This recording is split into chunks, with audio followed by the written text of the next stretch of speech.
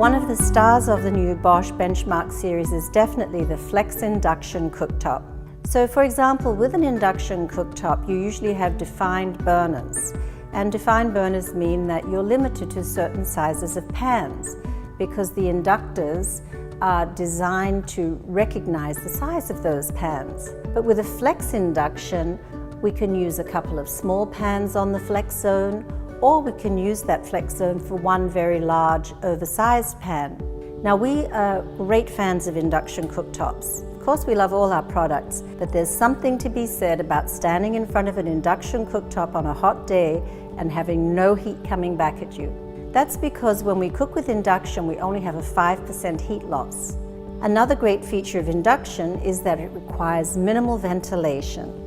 So if you're considering putting your cooktop in an island or a peninsula, have a serious look at induction.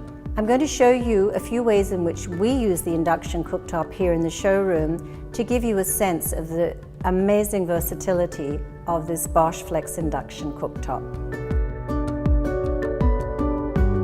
So this is a perfect example of how you can really benefit from using your Flex Induction. With a defined burner induction cooktop, I'm going to have one burner position that's quite small. But here, because I have the flex zone, I can have not only my small coffee pot brewing my fresh espresso, but I can also have a small container for my milk on here as well. So sometimes if the pans aren't heavy enough and you put that pan on a larger burner on the defined zone, the inductors don't recognize it. That's why the Flex is so flexible. Now, breakfast is a time when we often use a griddle. We use griddles for cooking bacon and sausage and pancakes and French toast and making eggs. You can also use a cast iron pan.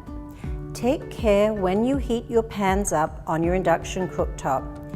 Use a moderate temperature. 4 to 5 is a good setting until you see how your pans react to the heat. Now, another great feature of the induction is when you are cooking foods that may have some residual splatter like bacon, then you can easily put a paper towel down over a burner so that those splatters end up on the paper towel and you'll have minimal cleanup when you finish cooking.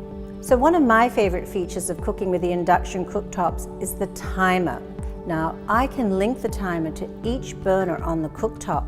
So for example, if I want to put the bacon on and leave it for a few minutes, I set the timer. I know that things won't overcook. I can set it to turn the cooktop off, or it can just remind me that it's time to get back to the cooktop. Now, we all love stir fry because there's something about the flavor of the food when it's quickly cooked and then gently simmered to perfection that really is appealing. So along with stir fry, we'd like to cook some rice. I love to cook rice on the induction cooktop because I have so much control. Bring the water to a rapid boil. I can use the power boost feature for that, of course, and then add my rice, set it on to a lower temperature. I usually set it at 3 and let it simmer. Now, I've never had a boil over cooking rice on my induction cooktop because it responds so quickly. If I do see that it's getting too much action in the pan, I can just get it to stop instantly. Of course, I use the timer to make sure that once the rice is cooked, it will turn off and it will just sit there and be perfect when I'm ready.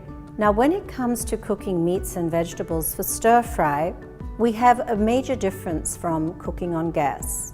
When we cook on gas, we have a flame that comes up around the pan and heats the perimeter of the pan. On induction, just the base of the pan that's sitting on the cooktop is going to get hot. So this is an instance where it's really important to let the pan heat up on low heat so that the sides become hot. If you aren't getting the results that you want from your stir fry on induction, then my other recommendation is change the type of pan and use a pan that has a wider base. You'll still get great results.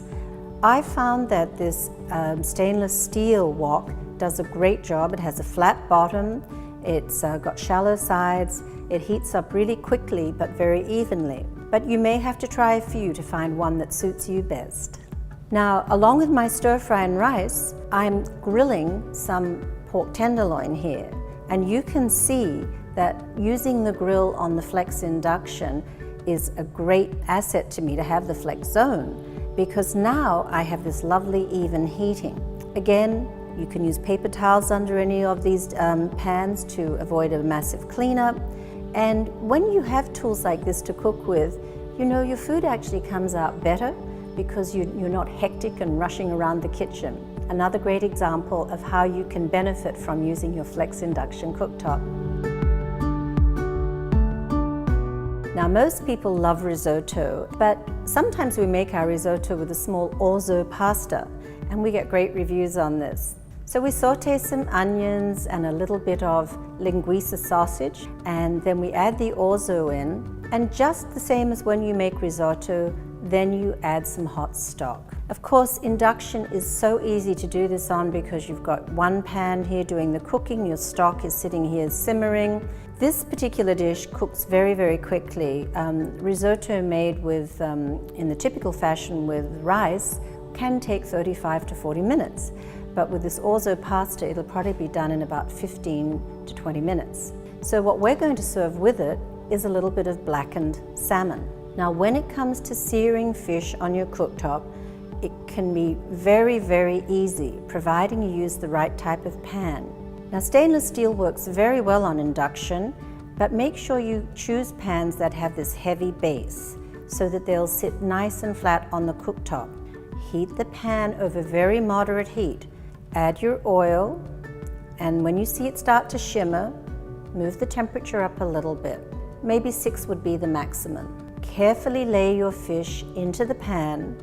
Once you can see a nice crust has formed on the fish, slide a very thin spatula under the fish and turn it over. Now you can reduce the heat maybe down to 4 and just let it finish cooking through.